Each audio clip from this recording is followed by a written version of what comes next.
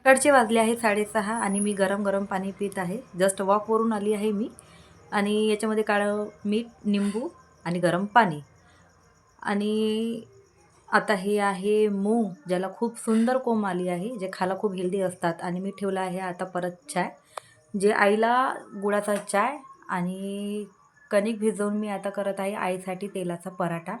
आईला biscuit bread नको, कारण की तिला पोटाला त्रास होतात, म्हणून त्यांच्यासाठी मी अशी तेलाचा पराठा बनवते.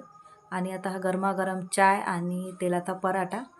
माझी आई मला लहानपणी द्यायची, पण आता मी चाय वगैरे घेत नाही, तर मला काही प्रश्न पडत नाही खाण्याचा, पण खायला फार टेस्टी वाटतात. हे आहे पोह्याची तयारी. ही माझ्यासाठी प्लेट बनवली आहे मी आणि मुलांच्या टिफिनसाठी मी पोहे बनवले होते. आणि सकाळचा स्वयंपाकाची तयारी ही बनवली आहे मेथीची भाजी आणि त्याच्यासोबत आहे ज्वारीची भाकर.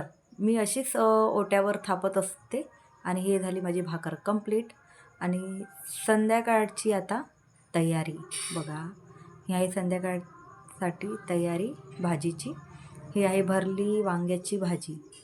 तर अशा प्रकारे मी खूप कम मसालेमध्ये भाजी बनवते, फक्त कांदा आणि खोबरं. तर सकाळी झाली होती मेथीची भाजी आणि भाकर, तर संध्याकाळला म्हटलं छान रश्श्याची भाजी बनवायची.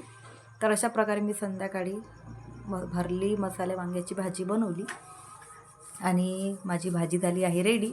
आता मी त्याच्यावर टाकत आहे छान हिरवी हिरवी कोथिंबीर, ज्याच्याने भाजी अजून फार चवदार वाटतात. तर माझी झाली आहे भाजी कंप्लीट आणि आता आम्ही सर्वजण जेवण करू.